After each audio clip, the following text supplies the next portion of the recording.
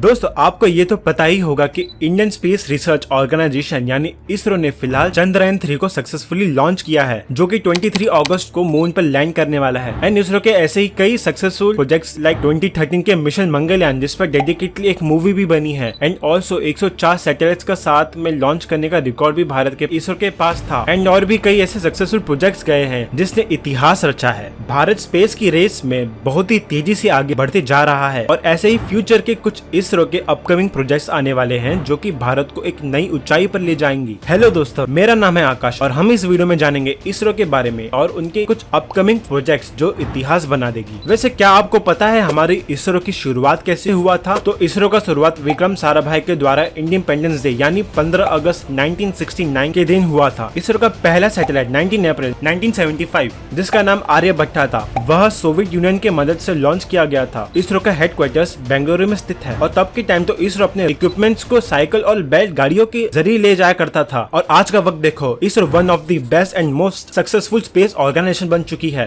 पिछले कुछ सालों में इसरो के कई मिशंस ने स्पेस सेक्टर में अपना बहुत ही बड़ा योगदान दिया है और दुनिया को हैरान कर दिया है। इसरो दुनिया की नजर में तब नजर आया जब इसरो ने 2008 में चंद्रयान 1 मिशन को मून पर लॉन्च किया था और वहाँ पानी के प्रेजेंस को कंफर्म किया था। और भारत दुनिया का पहला देश था जिसने प्रूफ के साथ बताया था कि चांद पर पानी मौजूद है। और फिर उसके बाद 2014 में इसरो ने फर्स्ट अटेम्प्ट में ही मार्स में सक्सेसफुली पहुंच गया था। पर उसके बाद दुनिया भर में कोविड आने के चलते इसरो के कई मिशन डिले हो गए थे। पर 2023 से लेके फ्यूचर में इसरो के कई मिशन आने वाले हैं। तो हम पहले मिशन की बात करें तो जैसा कि हाल ही में 2019 में इसरो के द्वारा Chandrayaan 2 lunar mission successfully launch किया था। एंड इसमें हमने पृथ्वी से चांद के ऑर्बिट तक का सरफेस जो कि 3,84,400 किलोमीटर सक्सेसफुली मून तक भेज भी दिया था। पर लैंड के आधे किलोमीटर पहले ही कुछ सॉफ्टवेयर ग्लिच के चलते लैंडिंग अनसक्सेसफुल हो गई और यह मिशन अधूरा रह गया। और इसी के चलते इसरो ने बाद में चंद्रयान 3 लॉन्च करने का डिसीजन बनाया ताकि वो अपने पिछले मिस्टेक को बदल सके। और ऐसे ही चंद्रयान 3 मिशन जिसका बजट 600 करोड़ है, आदि पुरुष के बजट से भी कम,